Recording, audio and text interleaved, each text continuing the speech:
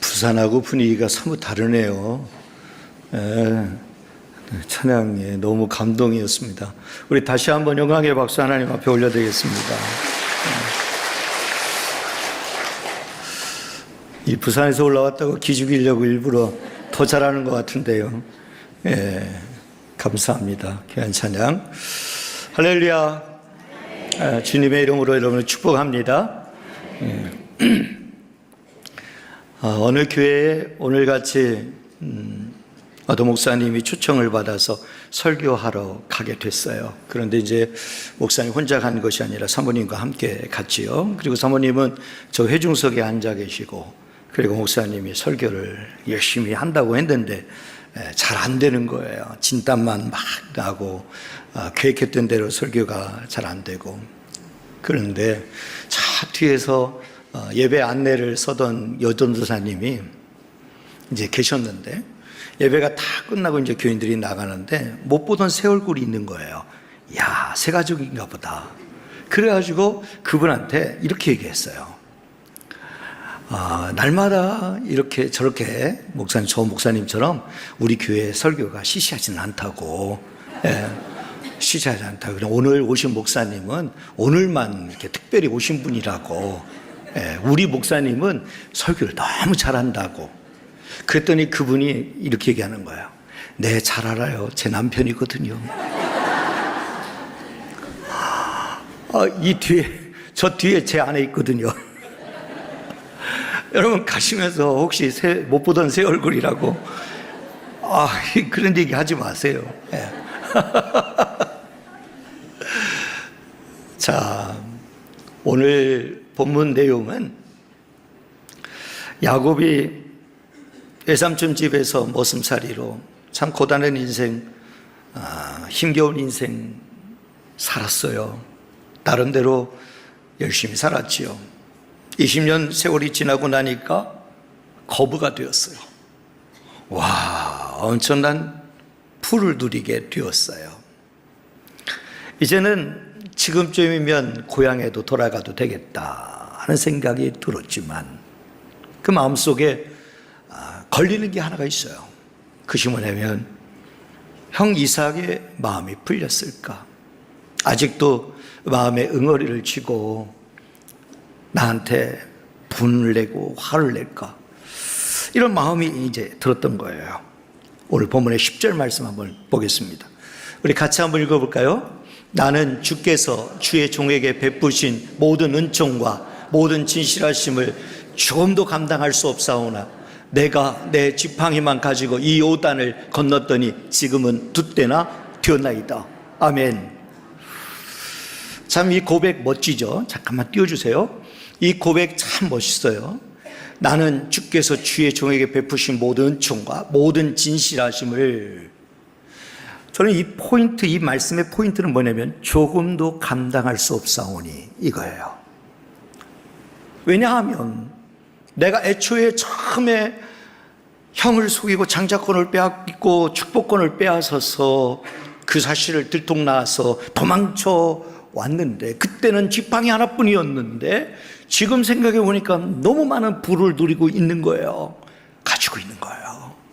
그런데 그가 고백하고 있는 그 고백 속에 이 고백을 하고 있는 거죠. 조금도 감당할 수 없사오나.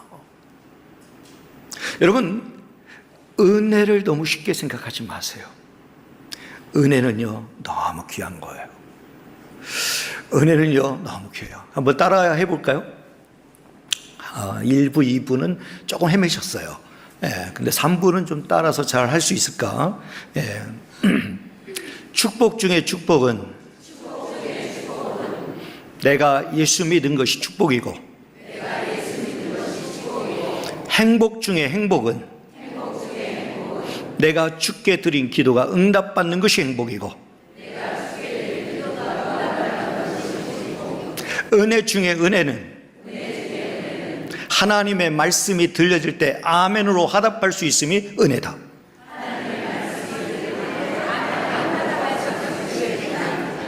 뒤에 약간 좀 버벅거렸지만 괜찮습니다. 그 정도는 굉장히 양호합니다. 여러분 생각해 보세요. 아무리 생각해도 축복 중에 축복은 내가 예수 믿은 거예요. 내가 예수를 몰랐다면, 내가 예수를 믿지 않았다면 지금 내가 어떻게 살아가고 있을까? 예수의 십자가의 공로를 힘입지 않았다면, 예수의 그 피의 공로를 내가 덧입지 않았다면 내가 어떻게 살았을까? 여러분, 힘들고 어려울 때 인생 참 괴롭지요. 내 뜻대로 잘 풀리면 참 좋겠는데 실패할 때가 더 많고 막힐 때가 더 많아요. 마음에 상처 입을 때가 훨씬 더 많아요. 아니, 교회 안에 들어와서도 상처 입을 때가 많아요. 이런 일 저런 일로 인하여서 마음이 상해서 돌아갈 때도 많아요.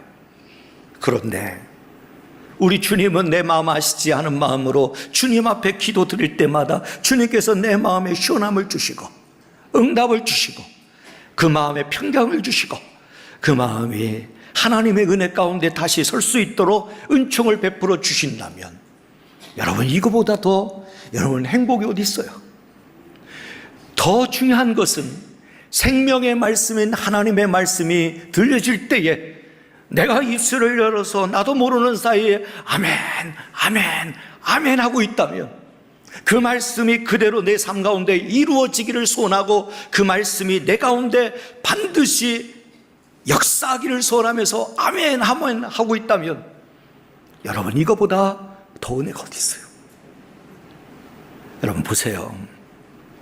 말씀 앞에 내가 어떻게 반응하는가를 보면 이 사람이 은혜 있는 사람인지 은혜 없는 사람인지 알아요. 입술에 늘 불평과 원망만 가지고 살아가는 사람들은 은혜를 고백하지 않아요. 은혜가 은혜인 줄 몰라요. 망각해요. 그런데요, 은혜가 있는 사람은 늘 작은 것에도 감사해요. 야, 하나님이 나한테 엄청난 은혜를 주셨다. 나한테 이렇게 큰 복을 주셨다. 야, 오늘도 내가 살아가는 것도 하나님의 은혜다. 할렐루야. 여러분, 그 은혜가 여러분들에게 있기를 주님의 이름으로 축복합니다. 야곱은 이 고백을 하고 있는 거예요. 참 멋있죠. 하나님이 그래서 야곱을 들어 쓰셨는지도 모르겠어요. 하나님이 그런 심성을 들어 쓰셨는지 몰라요. 그런데 야곱에게 풀리지 않는 마음의 불안과 염려가 있었어요. 그것이 뭐냐면 고향에 가서 형을 만나면 형이 나한테 어떻게 할까 하는 거예요. 그래서 생각해낸 것이 뭘까? 야곱의 인생을 한마디로 정의하면 야곱이 등장할 때마다 보면 야곱이 어떤 사람인지를 정확하게 밝히고 있는데, 그런데 성경에 보니까 거짓말하는 자, 속이는 자, 잔꾀를 부리는 자, 도망자, 빼앗는 자, 탐욕스러운 자, 원망과 불평을 서슴지 않는 자라고 얘기하고 있어요. 흔히 어른들이 이런 말을 합니다. 아무리 힘들어도 있잖아, 잘 견뎌. 그것도 다 지나가는 거요. 세월이 약이요. 세월이 약. 그러니 견뎌. 이렇게 얘기해요. 그런데요, 야곱은 그렇지 않았던 것 같아요. 20년이라는 세월이 이미 훌쩍 지나갔음에도 불구하고 여전히 그의 과거의 실수로 인하여서, 과거에 욕심을 부리고 잔꾀를 부린 일로 인하여서 내내 괴롭힘을 당하고 있는 거예요. 20절 말씀 같이 한번 볼까요? 함께 읽겠습니다. 또 너희는 말하기를 주의 종 야곱이 우리 뒤에 있다 하라 하니, 이는 야곱이 말하기를 내가 내 앞에 보내는 예물을 형과 감정을 푼 후에 이 대면하여 형이 혹시 나를 받아주리라 함이었더라. 아멘. 아직도 야곱은 야곱의 기질과 근성을 버리지 못했던 것 같아요. 잔꾀를 부리고 있어요. 아직도 이 잔꾀가 통할 거라고 생각하고 있는 거예요. 그래서 그 잔꾀가 뭐냐면, 내가 재산이 이렇게 많으니까 그중에 예물을 좀 형한테 좀 보내주면, 여러분 물질에는 사람이 다 약해요. 제가 가장 힘들고 어려울 때 우리 강석재 목사님이 힘든데 가족들하고 식사하라고 10만 원 보내주시더라고요. 얼마나 감동이 되는지. 강석재 목사님은 너무 훌륭한 분이에요. 제일 어려울 때 10만 원 보내주셨어요. 제 평생 잊을 수가 없어요.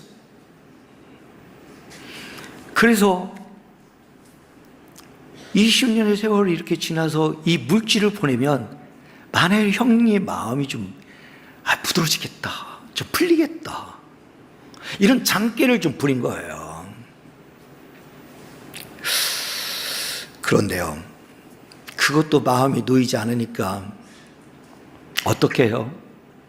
가족들, 처와 가족들, 자녀들을 먼저 야복강을 건너게 하고 자기만 홀로 남았어요. 왜요? 그냥 이 처와 가족들을 보면, 조카들을 보면 그래도 좀 마음이 좀 부드러워질까? 그런데 참 이기적이죠.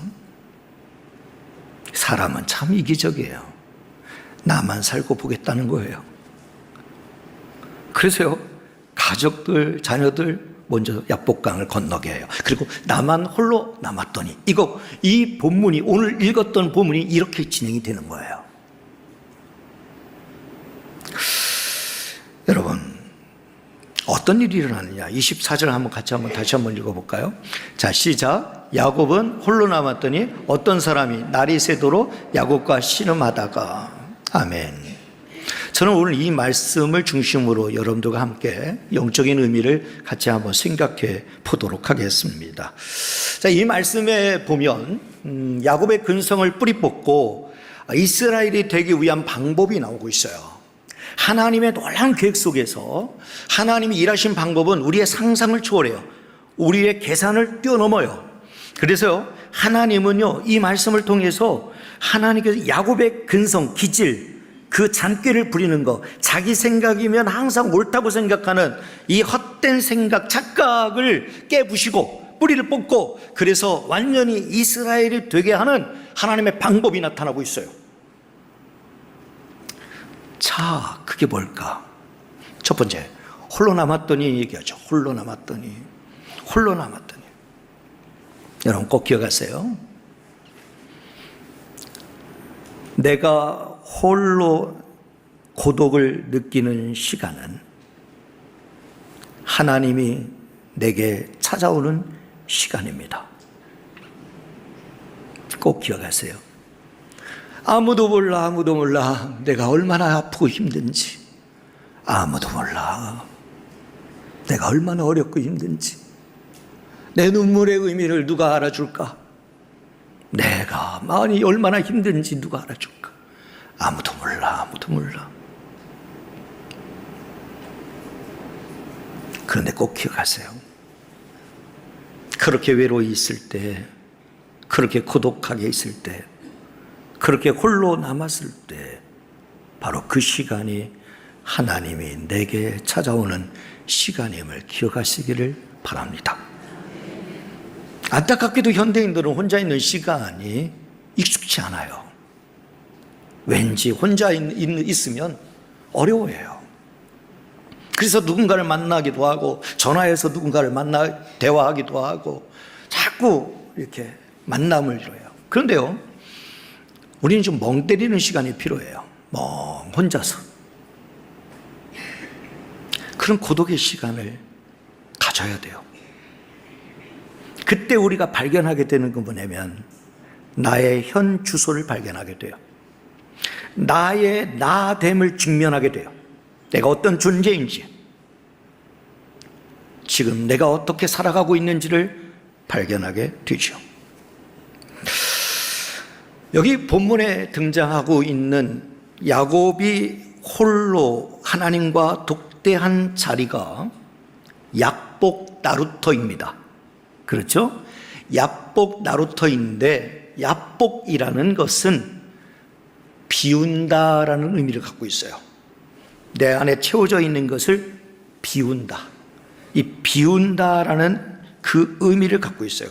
그러니까 지금까지 쌓아왔던 자기의 어떤 기질, 근성, 자기의 어떤 이 잔꾀, 자기의 생각이면 얼마든지 통할 수 있을 거라고 하는 착각, 이런 것들을 비워내는 곳이 약복 나루터예요. 그런 의미에서 교회는 약복 나루터가 되어야 합니다. 나를 비우지 않으면 하나님을 만날 수 없습니다. 나를 내려놓지 않으면 하나님 앞에 영광을 돌릴 수 없습니다. 그렇기 때문에 저는 응암교회가 약복 나루터가 되기를 주님의 이름으로 축복합니다. 여러분, 우리 교대 안에 총회장이신 님이식 목사님께서 얼마 전에 하나님의 부름을 받았어요. 그 목사님께서 마지막 유언으로 하셨던 것이 뭐냐면 나를 내려놓는 삶을 살아라, 이거였습니다. 목회자들은 나를 내려놓는 목회를 하고 성도들은 나를 내려놓는 삶을 살아야 된다. 너무나 내가 주장되고 내가 강해지는 시대 속에 살아가요. 왜요? 그러지 않으면 무시당하니까, 그러지 않으면 짓밟히니까, 그러지 않으면 실패자라고 다 이렇게 밀려버리니까. 사랑하는 여러분, 오늘 갑자기 등장한 제가 궁금하잖아요. 예, 저 사람 도대체 누구야? 저는 분당에서 부목사 시절 보냈고요. 그리고 부산으로 규모 있는 교회에 담임 목사가 됐어요. 그리고 14년 동안 의인 목사로 아름답게 충성되게 섬겼습니다. 그런데 그 가운데 교회 건축을 100억 가까이 들여서 교회 건축을 아주 멋있게 지었어요. 우리 기공식 하는 그날이 코로나가 터지는 그날이었어요. 그리고 딱 건축 마치니까 코로나가 딱 끝났어요. 너무 신기하죠. 그렇게 해서 건축을 끝냈는데 그들부터 매주 새가족들이 막 들어오기 시작하는 거예요. 새가족 부원들이 감당이 안 되는 거예요. 너무 많이 막 몰려오니까. 뭐 교육대로 안 되는 거예요. 너무 많이 오니까, 한꺼번에 막 들어오니까. 그런데 몇몇 분들이 제가 부족하다고 말하더라고요. 부족하다 말하면서 목회에 힘을 빼기 시작하는 거예요. 그런데 더 가면 서로 상처만 남겠다 생각했어요. 그래서 교회의 평화와 화평을 위해서, 어차피 교회는 내가 주인이 아니라 주님이 주인이시기 때문에 내가 아니어도 얼마든지 주의 종들 얼마든지 준비시켜 놨으니까, 이렇게 교회가 이렇게 큰 교회가 되었으니 이제는 이력서 넣으면 수두룩백백하게 들어올 테니까 내가 아니어도 얼마든지 된다는 마음으로 저를 비우는 생각으로 사임소를 했어요. 4월에 사임을 하고 무임 목사가 됐습니다. 불쌍히 여기셔서 강석재 목사님이 오늘 이 자리에 저를 세워주셨습니다. 제가요, 그래도 규모 있는 교회의 유임 목사였어요. 41에 유임 목사가 됐으니까, 담임 목사가 됐으니까 제 나이가 대충 짐작이 되죠? 그렇게 뜨겁게 충성했는데요, 하나님이 저한테 주시는 사인은 저를 비우는 시간이었어요. 그래서 여러분, 비우는데 제가 교회에 심호할 때는 황새인 줄 알았는데 막상 사임소를 내니까 잡새더라고요. 제가 그래도 유임 목사로 젊은 나이에 부름을 받아서 목회를 하니까 막 너도나도 찾아요. 전화가 불통이 나요. 막 여기저기 도와달라, 여기저기 방문해달라, 목사님 한번 식사 한번 하자, 뭐 불러요. 그런데요, 삶수를 내고 끝나니까 아무도 연락 없어요. 강석재 목사님만 와서 설교 한 번만 하고 부탁했어요. 그런데요, 막상 무임 목사가 되니까요, 자존감도 무너지고 괜히 의기소침해지고 몇 명씩 이렇게 모여 있으면 괜히 내 얘기하는가 보다, 내 욕하는가 보다, 이런 생각이 들고, 이래서는 안 되겠다 싶은 거예요. 그래서 제가 이 무임 목사에 대한 정의를 제 나름대로 새로 정의를 했어요.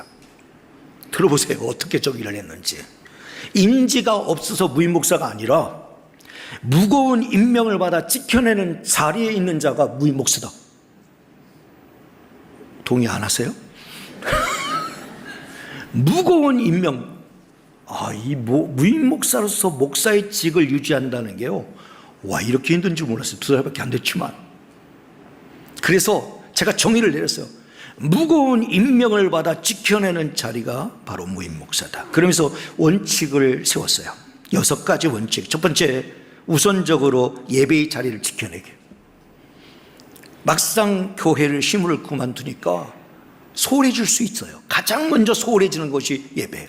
그래서 무조건 예배의 자리 지키게. 그래서 제가 워낙에 이 통합측 교단에서는 유명한 목사이기 때문에, 그래서 통합측 교단이 아닌 다른 교단 알아보니까 합동측 교회가 있어요. 너무 좋은 교회가. 거기도 큰 교회인데, 그래서 목사님한테, 목사님 제가 잠시 목회를 쉬고 있는 목사인데 와서 자유롭게 예배를 드려도 될까요? 그랬더니 너무 좋아하세요. 언제든 모셔서 예배 드리세요. 그래서 새벽에도 가고 수요일도 가고 뭐 주일도 가고 계속 가는 거예요. 너무 은혜로워요. 왜냐하면 설교를 안 하니까 너무 은혜로워요. 그래서 너무 은혜로워요. 매 시간마다 은혜 받아요. 하나님의 역사가 놀랍다. 오늘 부목사님의 말씀을 전해도 어쩜 저렇게 목사님 말씀을 저렇게 잘 전할까, 막 은혜 받는 거예요. 그래서 가장 첫째로 예배의 자리를 지키기. 두 번째, 어떤 일이 있어도 기도줄 붙들기. 기도줄은 놓지 않는 거예요. 끝까지 기도줄 붙드는 거예요. 그리고 하나님보다 결코 앞서지 않게. 또 네 번째, 하나님의 선한 계획을 신뢰하게. 다섯 번째, 어떤 상황이라도 감사하게. 여러분, 불평이 나올 만도 합니다. 그러나 아니요, 제 아내하고 저하고 결단하고 다짐한 게 있어요. 우리는 무조건 감사. 하나님이 14년 동안 이 부족한 자를 들어서 그래도 그 큰 교회에서 위임 목사로 세워주셨으니 감사하지, 더 못해서 불평이 아니라 그냥 14년 동안 하나님이 긍휼히 여기셔서 목회할 수 있도록 하셨으니 감사하지. 그래, 감사하다, 감사해요. 그리고 마지막 6번째는 어디에 있든지 내가 목사임을 잊지 않기. 이렇게 제 원칙대로 세웠어요. 잘했죠? 할렐루야. 여러분도 강석재 목사님처럼 긍휼이 많습니다. 어느 날 해가 뉘엿뉘엿 지고 있어요. 해가 뉘엿뉘엿 져. 늘 매일매일 해는 지는 거잖아요. 새롭지 않거든요. 그런데 어느 날 갑자기 해가 뉘엿뉘엿 지는 모습을 우연찮게 보게 되었어요. 그런데 마치 제 모습을 보는 것 같았어요. 해가 지면 어두워지겠지, 어두워지면 두려움이 찾아오겠지, 두려움이 찾아오면 갈 길을 잃어버리겠지. 갑자기 두려운 마음이 생기기 시작해요. 한참 목회해야 될 나도 나이인데 어떡하지? 괜히 가오 세우다가 나와가지고 삶수 내고 나와가지고 지금 오갈 데 없이 이러고 있어서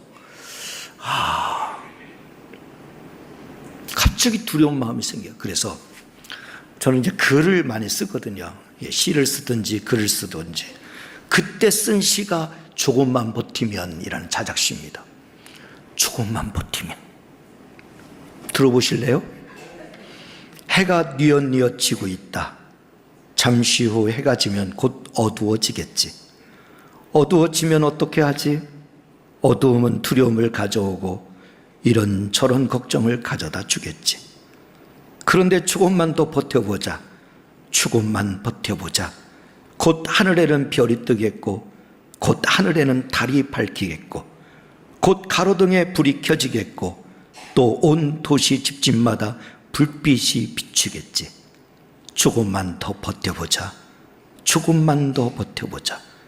조금만 버티면 희망이 떠오를 테니까. 조금만 견디면 태양이 또다시 떠오를 테니까.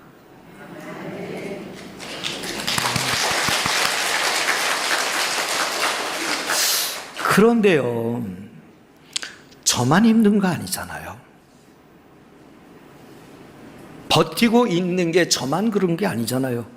견디고 있는 게, 여러분 한 주간 동안 세상 속에 살면서 믿음을 지키느라고 얼마나 버티고 견디셨습니까? 이 이야기는요, 저의 이야기만이 아니에요. 정말 응암의 성도들도 다 같이 힘든 시간들을 보낼 거예요. 괴로운 시간을 보낼 거예요. 어떤 분들은 외로운 시간, 고독한 시간을 보낼 거예요. 몸에 찾아온 질병 때문에 낙심이 되고 절망이 되고 여러 가지 물질적 어려움 때문에 이렇게 해야 될 저렇게 해야 될지 고민하고 버티다 오늘 이 차례 나온 줄 압니다. 조금만 더 버텨봅시다. 찬란한 희망이 떠오르고 찬란한 태양이 떠오를 때까지 조금만 더 버텨봅시다. 어두움이 여러분들을 장악하지 못하도록, 두려움이 여러분들을 누르지 못하도록 조금만 더 버텨봅시다. 하나님에게는 계획이 있는 거예요. 그래서 야곱이 홀로 남았더니 홀로 남은 그 시간에 하나님은 계획이 있는 거예요. 그를 어떻게 쓰시기를 원하셔서 바로 야곱이 아닌 이스라엘 되게 하기 위한 하나님의 계획이 있는 거예요. 우리 교인들 가운데 정말 우리 목사가 떠난다고 눈물 콧물 흘리면서 우리 목사님 저렇게 힘든 시간 보내서 어떡하냐고, 저렇게 고난을 겪어서 어떡하냐고 막 눈물을 흘려. 그러면서 꼭 끝에는 이런 얘기를 해요. 목사님, 그 고난을 통해서 목사님 큰 그릇 되게 하시려고 하는가 봐요. 목사님, 그 고난을 통해서 목사님 큰 교회 보내시려고 하는가 봐요. 아니, 나는 지금 이 고난 때문에 견디고 있는데 너무 쉽게 얘기하는 거 아니에요? 남의 얘기라고? 아니, 부산에 있는 교회도 큰 교회인데 뭘 더 큰 교회를 뭘 원해요? 아니요. 사랑 여러분, 홀로 있다고 느껴질 때, 아무도 내 고통 모른다고 생각될 때 하나님은 계획이 있어요. 아멘. 꼭 기억하시기를 주님의 이름으로 축복합니다. 자, 두 번째는 어떤 사람이 날이 새도록 야곱과 씨름하다가 뒤에 있습니다. 어떤 사람이 날이 새도록 야곱과 씨름하다가, 원치 않게 계속해서 누군가에 의해, 무언가에 의해 우리는 압박을 받고 힘든 시간을 보내야 할 때가 있습니다. 빨리 그 자리를 벗어나고 싶은데, 빨리 이 문제가 해결되기를 원하는데 그 일의 문제는 해결되지 않고 아무리 밤새도록 내가 겨루어 싸워도 해결되지 않는, 계속적으로 나의 삶을 무겁게 하고 힘들게 하고 공격하고 압박하는 문제들이 떠나지 않을 때가 있어요. 이때 야곱이 그 사람을 붙들고, 하나님의 사람을 붙들고 이렇게 얘기합니다. 26절 중간절 이렇게 한번 같이 읽어보겠습니다. 당신이 내게 축복하지 아니하면 가게 하지 아니하겠나이다. 아멘. 여러분, 이런 뜨거움이 있어야 돼요. 갈망이 있어야 돼요. 당신이 내게 축복하지 아니하면 가게 하지 아니하겠나이다. 저는 여기서 영적 교훈을 얻습니다. 영적 교훈이요. 잘 들어보세요. 신앙생활은 결과를 만들어내는 것이 아니라 하나님을 기쁘시게 하는 삶을 살아가는 것이다. 다시요. 신앙생활은 결과를 만들어내는 것이 아니라 하나님을 기쁘시게 하는 삶을 살아가는 것이다. 결과에 초점을 맞추는 건 인간의 계산이에요. 인간의 생각이에요. 인간의 착각이에요. 그리고 결과에 목적을 두고 살아가다 보면 이 결과는 항상 좋은 결과만 나타나지 않아요.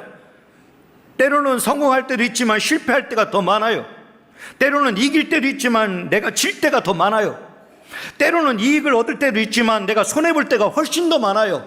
우리 인생 속에서 억울할 때 얼마나 많아요. 속상할 때 얼마나 많아요. 만약에 그렇다면 여러분들이 신앙생활하는 것의 의미를 결과에 목적을 두고 살아간다면 여러분 늘 아플 거예요. 늘 상처만 받을 거예요. 늘 손해만 볼 거예요. 늘 여러분들 마음 상할 거예요. 하지만 여러분 중요한 게 있어요. 만약에 결과에 목적을 둔다면 저는 실패한 목사예요. 저는 실패한 목사. 교회 건축도 잘 끝내고 교회가 막 성장하고 막 유튜브 구독자 수가 막 16,000명이 막 되고 막 계속 늘어가고 막 여기저기서 소수관 목사 교사 대학 교사 세미나 막 다음 세대 막 불러가고 막 전라도부터 시작해서 전국 막 제주도까지 계속 불려다닌 거예요. 와.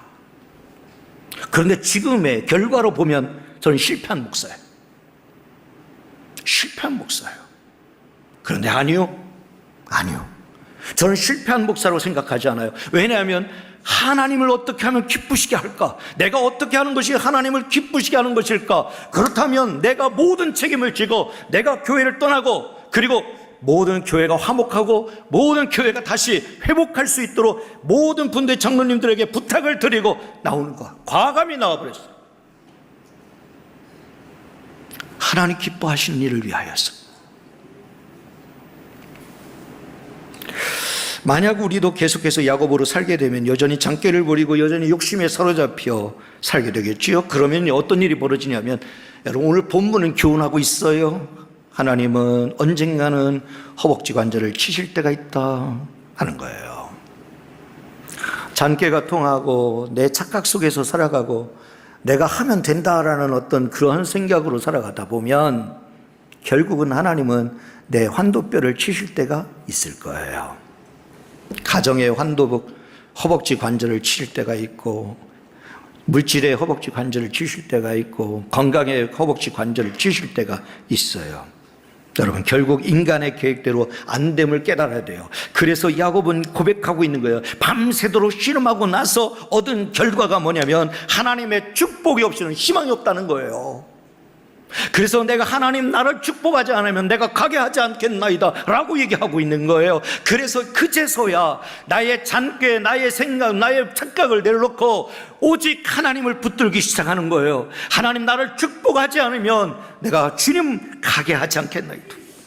사랑하는 여러분, 여러분의 가정도 하나님의 축복이 있어야 되고 여러분들의 사업장과 직장에도 하나님의 축복이 있어야 되고 여러분들의 자녀들의 앞길에도 하나님의 축복이 있어야 되고 여러분들의 앞으로 살아가야 될 미래에도 하나님의 축복이 있어야 합니다. 여기서 우리가 꼭 알아야 될 것은 허벅지 관절을 치는 원리를 제대로 이해해야 돼요. 이것을 이해하지 못하면 하나님에 대해서 오해하게 됩니다. 하나님, 멀쩡한 야곱을 왜 허벅지 관절을 쳐서 절름발이가 되게 합니까? 왜 장애를 앓게 합니까? 하나님, 얼마든지 다른 방법이 있지 않아요? 다른 방법으로 설득을 하시든지 다른 방법으로 얼마든지 하실 수 있는데 왜 허벅지 관절을 치십니까? 사랑하는 여러분, 꼭 기억하세요. 하나님은 하나님이 사랑하는 사람일수록 하나님이 크게 쓰기를 원하는 사람일수록 하나님은 치십니다. 잘못된 길을 갈 때, 어리석은 길을 갈 때, 하나님이 기뻐하지 않는 길을 갈 때, 내 욕심을 따라 내 생각 속에 사로잡혀 살아갈 때 하나님은 나를 사랑한다면 하나님이 사랑하는 사람일수록 하나님이 크게 쓰기를 원하는 사람일수록 바로 치시는 거예요. 저는 그런 의미에서 저는 하나님의 사랑받은 자라는 고백을 날마다 드려요. 하나님 감사합니다. 제가 이 고난당함이 제게 곧 유익입니다. 이 고난을 통해서 많은 것을 배웠어요. 이 고난을 통해서 많은 것을, 젊은 나이에 너무 어린 나이부터 담임 목사를 하고 했으니 얼마나 건방 떨었겠어요. 그러니 하나님의 지시니 이제는 얼마나 겸손해졌겠어요. 겸손해요 지금. 예. 엄청 겸손해요. 사랑 여러분, 여기서 원리가 있어요. 저희 막둥이 아들이 지금 이 자리에 같이 예배를 드리고 있는데요. 막둥이 아들은 초등학교 4학년입니다. 깜짝 놀라신 분들이 있는데요. 예. 응암교회 청년부에 속해서 다니고 있는 친구가 이제 첫째 딸입니다. 예, 첫째 딸 직장 생활을 서울에서 하고 있어서 다니고 있고요. 그 다음에 그 중간에 아들이 있고, 막둥이 아들이 이제 초등학교 4학년이에요. 늦둥이죠. 그런데 이 아들하고 이제 씨름을 합니다. 예, 쫙 잡고 씨름 막 해요. 그런데요, 제가 끝까지 안 줘요. 예, 그냥 계속, 계속 이것만 하고 있어요. 그래. 그러다가 제가 넘어져 버립니다. 발랑 넘어져요. 그러면 아들은 기세등등 막 소리쳐. 와, 내가 이겼다. 아빠 이겼다. 여러분, 진짜 이긴 겁니까? 여기서 영적 교훈이 뭐냐? 내가 져야만이 하나님이 이기게 하세요. 그런데 내가 이기려고 하면 야곱이지만, 내가 지고 하나님이 이기게 하시면 이스라엘입니다. 사랑하는 응암의 성도 여러분, 끝까지 내가 이기려고 이를 악물고 바둥바둥 막 하지 마세요. 제가 지니 하나님이 이기게 하시더라고요. 나중에 언젠가 제가 또 다른 교회 담임 목사 되거든 불러주세요. 그때 간증해야 되었어요. 예. 사랑하는 여러분, 요즘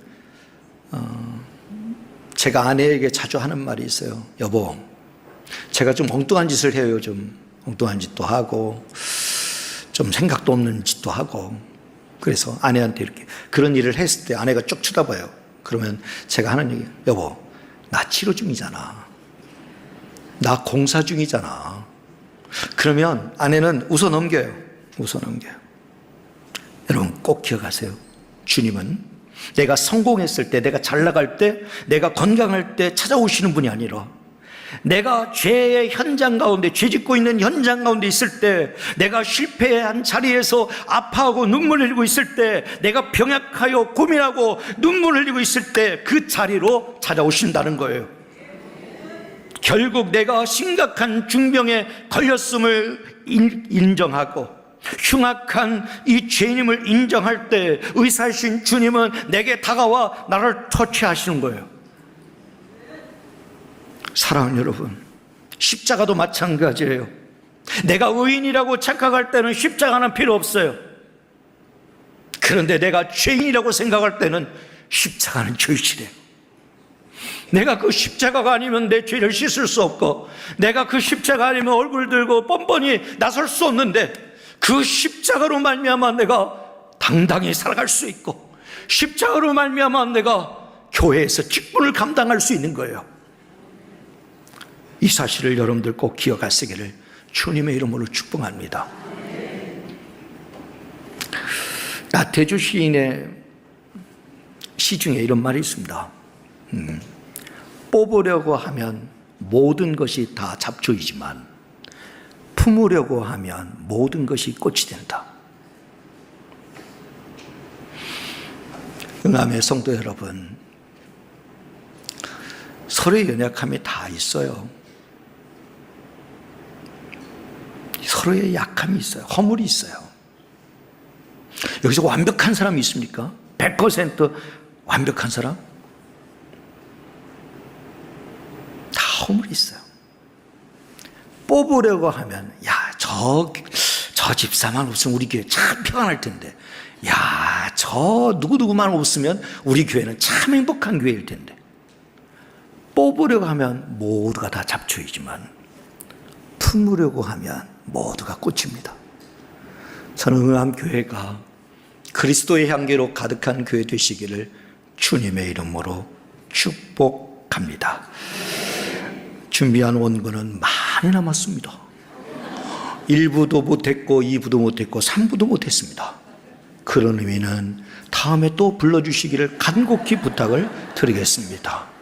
기도하겠습니다.